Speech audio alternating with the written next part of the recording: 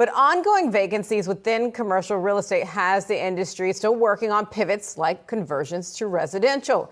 Here in New York City, one major project is in the works in Lower Manhattan, turning a former office into apartments. Yahoo Finance's Dani Romero is here with a closer look. Dani?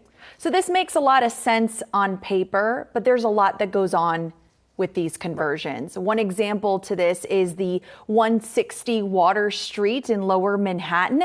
That used to house medical offices. Now it's going to become a residential area for residents locally. It's going to be a mix of studios as well as 1-bedroom to 2-bedroom apartments at market rate.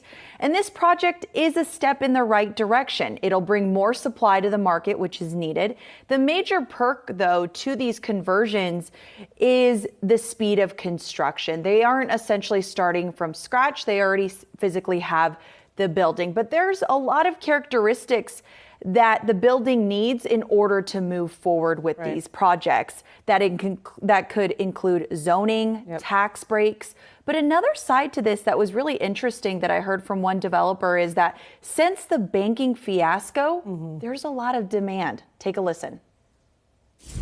We've probably studied over 125 buildings in Manhattan alone for potential conversions. A lot of these were office buildings that were, arguably struggling before the pandemic with leasing. And we're not sure if they're ever going to get back to being viable office buildings again. So again, we haven't seen as many turn into real projects as we had hoped, but there's definitely an uptick in demand, and a lot of developers, especially those that had a heavy office portfolio, are really interested in this moving forward.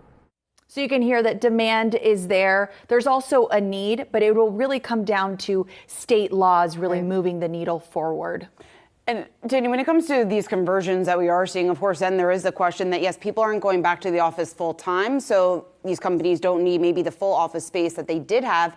But many of these are operating on a hybrid sort of environment. So how do they kind of straddle those two scenarios? Well, hybrid is here to stay. We're seeing that even with us. Right. So some of these developers are really thinking outside the box when it comes to these office conversions. So let's just take a listen to what one developer says. One of the things that we've seen in a lot of these conversions is you naturally end up sometimes with deeper units. That sometimes plays into a nice home office further into the floor plate where you don't need that along the window. That's attractive to renters and buyers for having a dedicated space to work from home, which a lot of times you don't get in typical cities apartments because they're so small. And then again, having them located in prime central business districts where a lot of these office buildings are located also sort of feeds into this trend of kind of having, more mixed use districts where work or home are closer together.